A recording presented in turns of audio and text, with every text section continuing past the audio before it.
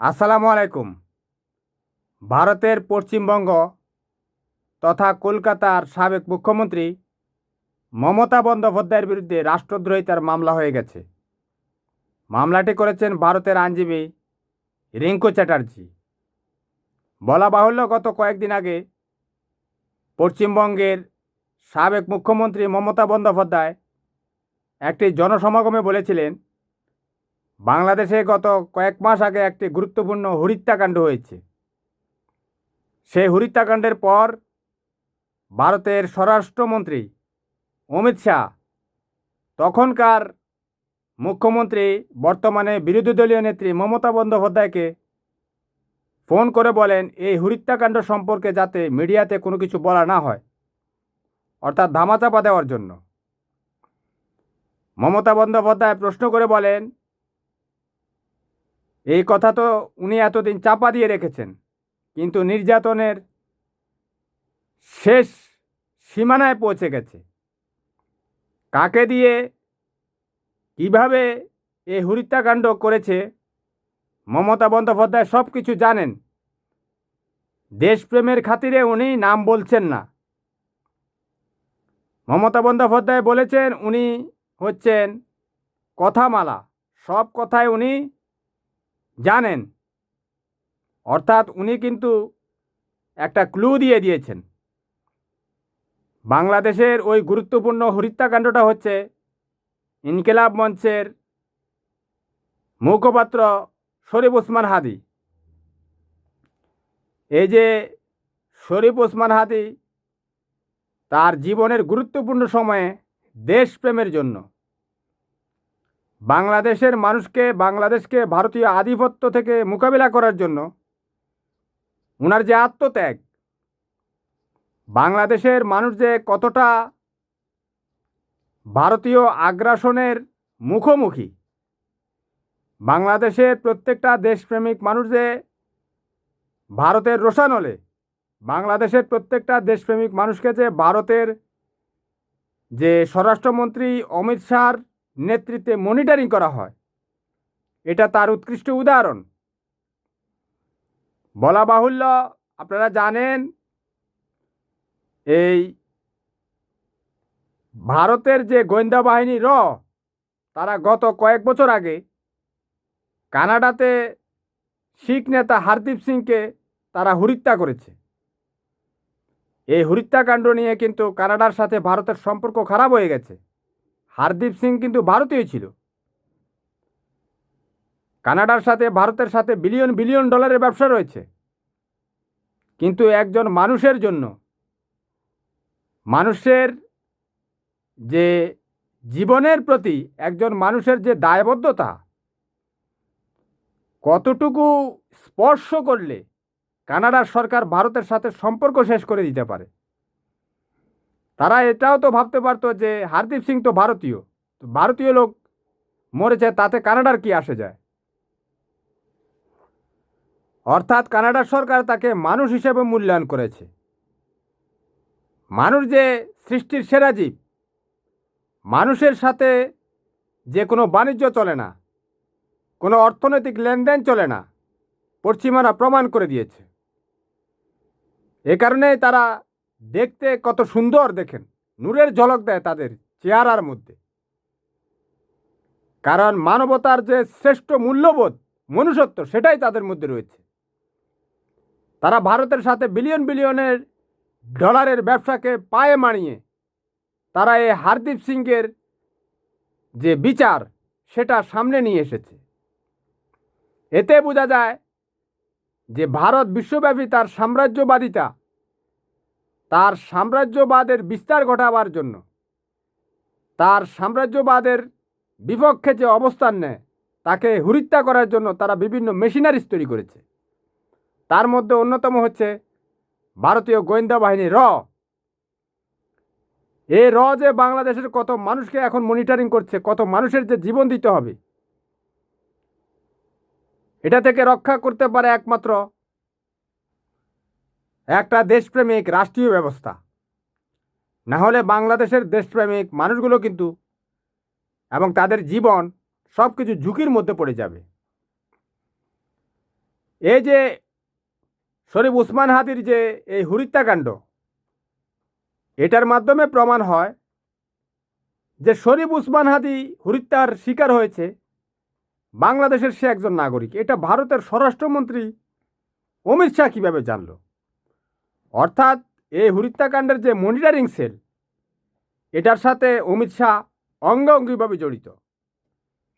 ভারত কত বড় রাষ্ট্র, বাংলাদেশের থেকে কয়েক ডজন বড়।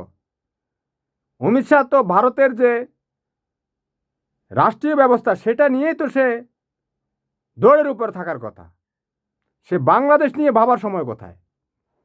কিন্তু এই সাম্রাজ্যবাদী এরা তো গুজরাটের কসাই, এরা বিশ্বব্যাপী তাদের সাম্রাজ্যবাদিতার বিচরণের জন্য, বিস্তারের জন্য তাদের প্রতিপক্ষকে এই ভারতীয় গোয়েন্দা বাহিনী দিয়ে হত্যাকাণ্ড ঘটাচ্ছে। আর এগুলোর জন্য পাল্টা বয়ান তৈরি করছে বাংলাদেশে থাকা ভারতীয় যে সমস্ত চর রয়েছে, এজেন্ট রয়েছে, তারা। এরা বাংলাদেশে মুখোশ পরে আছে, আসলে এরা ভারতীয় লোক। এই যে লবণিতা চৌধুরী আর শোয়েব চৌধুরী নামক দুইজন দেখছি টকশো করছে, তারা শরীফ উসমান হাদির এই হত্যাকাণ্ডের সাথে ওই আমাদের যে বিগত সরকার, অর্থাৎ যে অন্তর্বর্তী সরকারের যে অন্তর্বর্তীকালীন সরকার আর কি, যে ছাত্র উপদেষ্টা আছে তাদের নাম খুঁজে বেড়াচ্ছে, বুঝতে পেরেছেন? এরপর ডক্টর ইউনূসকে খুঁজে বেড়াচ্ছে। তারা মানে ইনিয়ে বিনিয়ে কি সরাসরি মানে লেজে গুবড়ে অবস্থা আর কি। ওই জার্মানির যে হিটলারের পররাষ্ট্রমন্ত্রী গোয়েবলস ছিল, গোয়েবলস পররাষ্ট্রমন্ত্রী ছিল না কি মন্ত্রী ছিল সেটা তো জানি না, ভুলে গেছি। ওই একটা মিথ্যাকে বারবার সত্যে রূপান্তরিত করার জন্য মিথ্যাকে বারবার বলছে। তারা অন্তর্বর্তী সরকারের প্রধান উপদেষ্টা মিস্টার ইউনূস সাহেবকে ঢুকিয়ে দিয়েছে, বলতেছে মিস্টার ইউনূস সাহেব তার সরকার এই উসমান হাদির হত্যাকাণ্ড ঘটিয়ে নির্বাচন বানচাল করার ষড়যন্ত্র করেছিল, একটা আন্দোলন সৃষ্টি করে নির্বাচনটা প্রলম্বিত করার চেষ্টা করেছিল, বুঝতে পারছেন? অর্থাৎ বানানো কথা আর কি। এর মাধ্যমে তারা ওই যে ভারতের স্বরাষ্ট্রমন্ত্রী যে অমিত শাহ, তার সম্পৃক্ততা আড়াল করার চেষ্টা করছে, বুঝতে পারছেন? অর্থাৎ উদরপিণ্ডি বুদর গাড়ে এরা চাপানোর চেষ্টা করছে। মিস্টার ইউনূস সাহেব 2 মাস আগে নির্বাচন দিয়ে ক্ষমতা ছেড়ে দিয়েছেন। তারা বলছে মিস্টার ইউনূস সাহেব নির্বাচন দিতে চায়নি, অথচ 111-এর সময় 2 বছরেরও বেশি সময় ক্ষমতায় ছিল মঈনুদ্দিন, ফখরুদ্দিন, মাসুদউদ্দিন, সেটা নিয়ে তারা কিছু বলছে না। একটা গণবিপ্লবের মধ্যে, গণবিস্ফোরণের মাধ্যমে ইউনূস সরকার প্রতিষ্ঠিত হয়েছে। তারা তো অবশ্যই এটা ঠিক যে সেই সরকারের তো কোনো সীমা পরিসীমা ছিল না, কারণ ওটা তো সাংবিধানিক সরকার ছিল না, এটা জনতার সরকার ছিল। বিএনপি, জামাত, হেফাজত, মাদ্রাসা ছাত্র জনতা সবার সরকার ছিল মিস্টার ইউনূস সাহেবের সরকার। সেই সরকারটা মাত্র 18 মাসের মধ্যেই তারা নির্বাচন করে ক্ষমতা ছেড়ে দিয়েছে।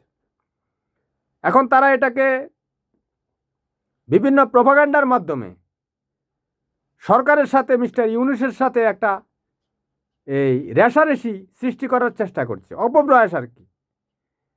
কারণ আপনারা জানেন মিস্টার ইউনূস সাহেব আমাদের আলহামদুলিল্লাহ স্বর্গীয় নেত্রী বেগম খালেদা জিয়ার চেয়ে বয়সে বড়। আওয়ামী লীগ ভেবেছে তাদের মিস্টার ইউনূসের কাছ থেকে প্রতিশোধ নেওয়ার দরকার। মিস্টার ইউনূস তো যে কোনো সময় পৃথিবী ছাড়তে হবে, ওনার কাউন্টডাউন শুরু হয়ে গেছে। কারণ বয়স এমন একটা জিনিস, ওনাদের এখন বয়স চলছে। 80-85 পর একটা মানুষের আর কিছুই থাকে না, যে কোনো সময় সে অক্কা পাবে ন্যাচারালি। এখন আওয়ামী লীগ দেখছে তাদেরকে ক্ষমতায় এসে মিস্টার ইউনূসকে আর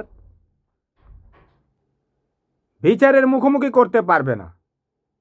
এখন যদি তাকে ধরতে হয় তাহলে বিএনপি সরকারকে দিয়ে ধরাতে হবে। সেই জন্যই তারা ওই যে শয়তানের থিওরি নিয়েছে। তো এরা তো ওই ডেভিলস, শেখ হাসিনার ডেভিলস শাবক। ওই যে আপনারা শুনেছেন নিশ্চয় একটা গল্প, যে একটা মিষ্টির দোকানে অনেক ভিড় লেগে থাকতো, সব সময় অনেক বেশি মিষ্টি বিক্রি হয়। এখন এক শয়তান ওই মিষ্টির দোকান লণ্ডভণ্ড করার জন্য সে একটা প্ল্যান করেছে। শয়তান মিষ্টির দোকানে ঢুকে তার কেনুই আঙ্গুল দিয়ে মিষ্টির দোকানের মিঠা রস নিয়ে দরজায় লাগিয়ে দিয়েছে, আর দূরে দাঁড়িয়ে আছে। এখন ওই মিষ্টির রসে গিয়ে বসেছে নিকৃষ্ট একটা প্রাণী, মাছি। এখন মাছিকে দেখে হামলা করে বসেছে ওই টিকটিকি। শয়তান তো হাসছে, ও তো বলছে লাগিয়ে দিয়েছি। এখন টিকটিকিকে দেখে এক মিষ্টি ক্রেতা নিয়ে এসেছে এই বিড়াল, বুঝতে পেরেছেন? এখন বিড়াল টিকটিকিকে দেখে সে টিকটিকির উপর হামলা করে বসেছে। আরেক মিষ্টির ক্রেতা নিয়ে এসেছে কুকুর, সে বিড়ালকে দেখে এখন এই বিড়ালের উপর হামলা করে বসেছে। এরপর একেবারে বিড়ালের মালিক আর কুকুরের মালিক, কুকুর বিড়াল সবাই মিলে মারামারি লেগে একেবারে মিষ্টির দোকান লণ্ডভণ্ড করে দিয়েছে। আওয়ামী শয়তানরা এখন সেটাই করতেছে। তারা এই শরীফ ওসমান হাদির হত্যাকাণ্ডের মধ্যে তারা পাকিস্তানি গোয়েন্দা বাহিনী আইএসআই খুঁজছে, বুঝতে পারছেন? আর শরীফ ওসমান হাদি ছিল ভারতীয় সাম্রাজ্য বিরোধী, সাম্রাজ্যবাদ বিরোধী। তাকে পাকিস্তান কেন মারতে যাবে? ওই যে পড়াশোনা কিছু করেছে তো, ভারতের পেইড এজেন্ট। এখন ইনি বিনি কিছু বলা আর কি। তারপরে উপদেষ্টারা কেন তাকে মারতে যাবে? অবশ্যই পৃথিবীতে কেউই ওই এটাকে কি বলে, মাওলানা মৌলবী না তো। পৃথিবীর প্রত্যেকটা মানুষের শত্রু। বসে থাকে কে কীভাবে কাকে মারবে, বুঝতে পারছেন? তো এরা এটা ঢুকাচ্ছে কেন?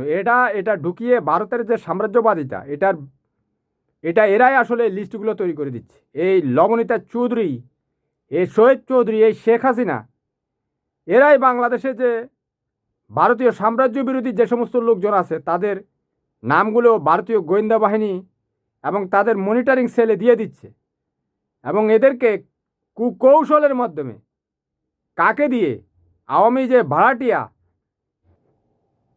অর্থাৎ এই ভাড়াটে খুনিদেরকে দিয়ে, আওয়ামী ভাড়াটে খুনিদেরকে দিয়ে বাংলাদেশের দেশপ্রেমিক মানুষকে হত্যা করে ভারতের সাম্রাজ্যবাদিতা সেটাকে তারা অগ্রসরমান করার জন্য তারা তাদের কাজ করে যাচ্ছে। এদেরকে মূলোৎপাটন করতে হবে, কোনো রকমে এদেরকে ছাড় দেওয়া যাবে না। আল্লাহ হাফেজ, ভালো থাকবেন।